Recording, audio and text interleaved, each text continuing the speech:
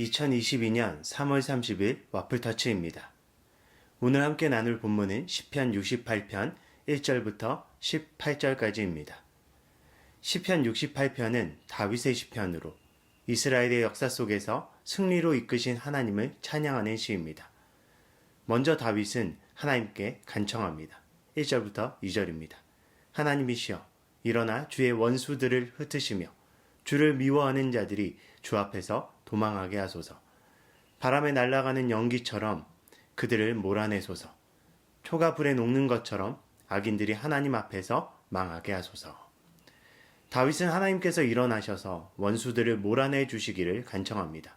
지금 그는 원수들과 미워하는 자들과 악인들을 마주하지만 하나님께서 일어나실 때 그들은 하나님의 임재 앞에 결코 설 수 없음을 고백합니다. 그러면서 하나님 앞에 설 수 있는 자들이 누구인지에 대해서 고백합니다. 3절입니다. 그러나 의로운 자들은 하나님 앞에서 기뻐하고 즐거워하게 하소서. 하나님 앞에서 기뻐하고 즐거워할 수 있는 사람들은 의로운 자들입니다. 하나님께서 일어나실 때 악인들은 망하고 무너지고 도망하게 될 것이지만 의인들에겐 기쁨과 즐거움이 임하게 될 것을 고백합니다. 그렇기 때문에 다윗은 우리가 집중해야 할 것이 무엇인지에 대해서 4절에서 고백합니다. 하나님께 노래하며 그의 이름을 찬양하라. 구름을 타고 다니시는 이를 위해 길을 예비하라. 그의 이름은 여호와시니 그 앞에서 기뻐하여라. 다윗은 하나님을 구름을 타고 다니시는 이로 고백합니다. 인간의 힘과 능력 너머에 계신 높고 위대하신 하나님을 향한 표현입니다. 그 위대하신 하나님을 위해 길을 예비하는 것이 성도의 사명인데 그것은 하나님의 이름을 찬양하고 높이는 것으로 이루어진다는 것입니다. 시편 22편 3절은 이렇게 고백합니다. 이스라엘의 찬송 중에 계시는 주여 주는 거룩하시나이다. 하나님께서는 성도들의 찬송 중에 거하십니다. 하나님을 높이며 바라보는 고백과 믿음을 통해 하나님께서 일하시는 통로가 되는 것입니다. 다윗은 이것을 알았습니다. 자신이 연약할 때, 부족할 때, 어려움에 처할 때 그는 그의 찬양과 고백을 통해 일하시는 하나님을 경험했던 것입니다. 그래서 그는 믿음 가운데 고백합니다.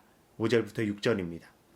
거룩한 곳에 계시는 하나님은 고아의 아버지시요 과부의 보호자이시다. 하나님은 고독한 자에게 가족을 주시고 갇힌 자를 이끌어내어 기쁨으로 노래하게 하신다. 그러나 거역하는 자들의 거처는 메마른 땅이다.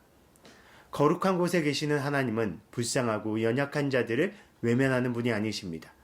바로 그분께서 고아와 과부의 아버지이자 보호자이심을 고백합니다. 슬픔과 절망에 빠진 자들에게 기쁨의 노래를 주시는 분임을 고백합니다.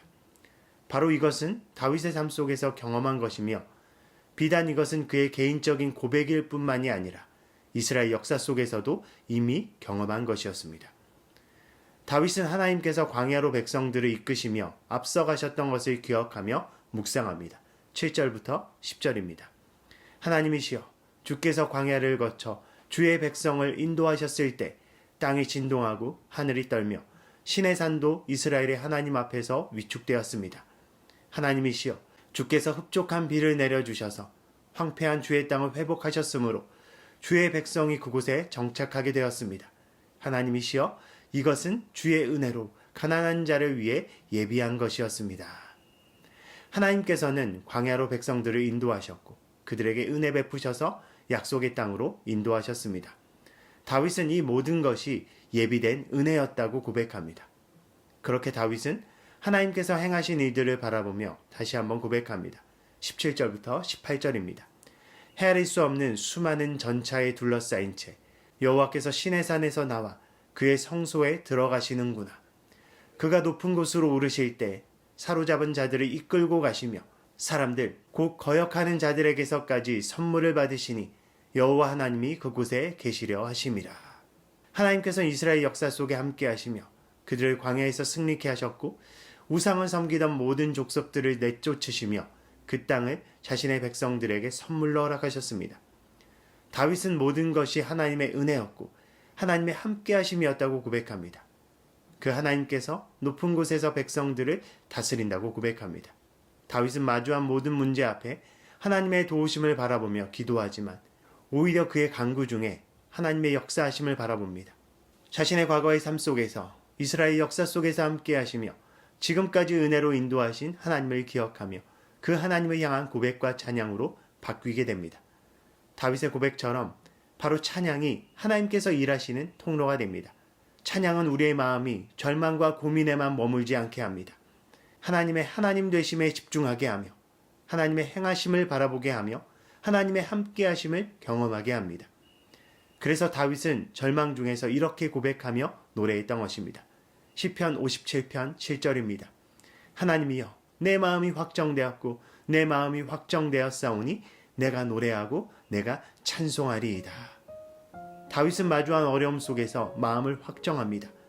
하나님을 바라보며 찬양할 때 그 모든 환경을 이겨낼 힘을 공급하실 것을 믿었기 때문입니다.